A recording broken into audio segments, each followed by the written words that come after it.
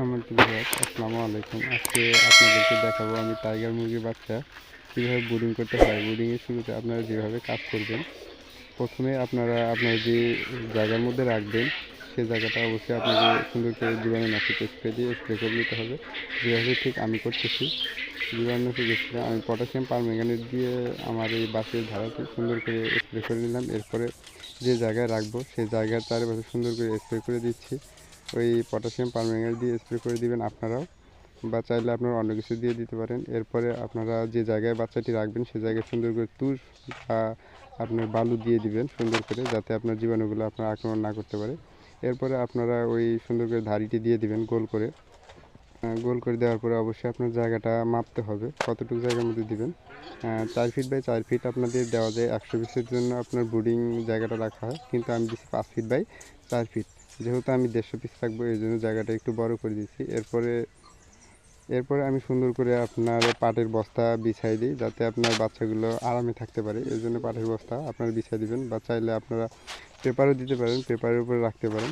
এই জন্য আমি সুন্দর করে পাটের বস্তা বিছাই দিলাম। বিছাই দেওয়ার পরে যে ফাঁকা অংশগুলো আছে এগুলো আমি সুন্দর করে ঢেকে দেবো আপনার পেপার দিয়ে।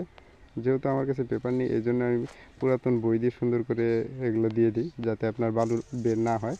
এখানে হয়তো বা বালু বের হলে বা তুষ যদি আপনার চোখে লাগে তাহলে আপনার বাচ্চাগুলোর যে কোনো সমস্যা পড়তে পারেন। এই কারণে আপনার সুন্দর করে পেপার দিয়ে আপনার চারপাশে ঢেকে দেবেন, যাতে আপনার চোখে বালু না যায়। আমার মোটামুটি দেওয়া শেষ। এরপরে আমি হোপারটি সুন্দর করে জায়গা মতো সেট করে দিই। অবশ্যই হোপারটি ওঠানামা করার জন্য ভালো একটি শক্ত রশি দিয়ে বেঁধে নেবেন এবং ভালো জায়গায় বাঁধবেন যাতে ওঠানামা করানো যায়। এরপর আমি 100 ওয়াটের 3টি লাইট দিয়ে দেব। প্রথম হোল্ডারে আমি একটি লাইট দিয়ে দিই এবং দ্বিতীয় হোল্ডারে আরেকটি লাইট দিয়ে দিই। এভাবে আপনারা ঠিক 3টে লাইট দিয়ে দিবেন।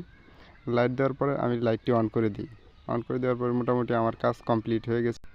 এখন বাচ্চার জন্য যতটুকু টেম্পারেচার বা তাপমাত্রার প্রয়োজন হয় আমি ঠিক ততটুকু সেট করে দেব।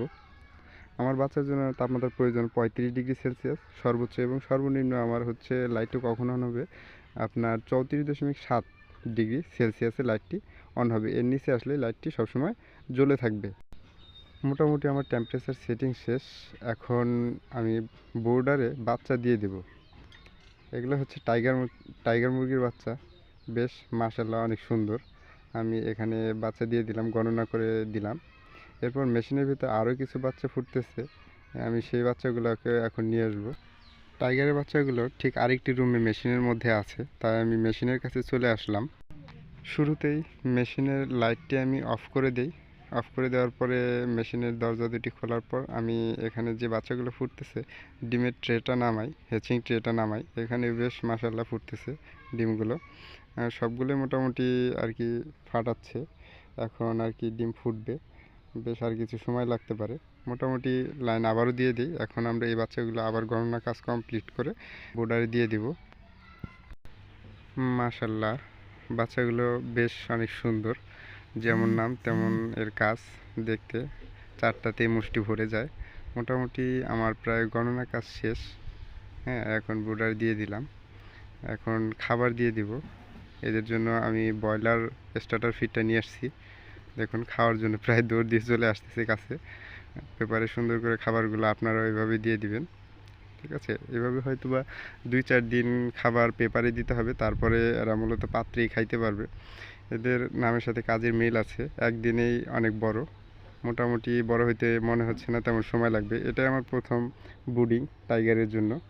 হ্যাঁ, এখন আমি বোর্ডারটা নিচে নামাই দিব, হোপারটা নিচে নামাই দিব। এদের তাপমাত্রা যতটুকু প্রয়োজন ঠিক ততটুকু দেওয়া আছে, অটোমেটিক কন্ট্রোল করবে। প্রায় আমার কাজ শেষের দিকে। এখন আমি খাবার পানির পাত্রগুলো দিয়ে দিব। লাইট অফ হয়ে গেছে, মোটামুটি তাপমাত্রা এখানে ঠিক কন্ট্রোল হয়ে যাচ্ছে অটোমেটিক। যখন প্রয়োজন ঠিক তখন লাইটগুলো অন হবে। এর কারণে আমি পানির মধ্যে তেমন কিছু দিইনি, শুধু লাইসোভিট দিয়ে পানিটা সুন্দর করে গুলিয়ে পাত্রগুলো পরিষ্কার করে পাত্রের মধ্যে পানি দিয়ে দিচ্ছি। আপনারাও ঠিক লাইসোভিট দিয়ে দিবেন। চাইলে আপনারা ডাক্তারের পরামর্শ নিয়ে অন্য কিছু দিতে পারেন, গ্লুকোজ দিলে দিতে পারেন, সমস্যা নাই। আজকের ভিডিও এ পর্যন্তই। ধন্যবাদ সকলকে। দেখা হবে আবার কোনো পরবর্তী ভিডিওতে। সবাইকে আমার সালাম। আসসালাম।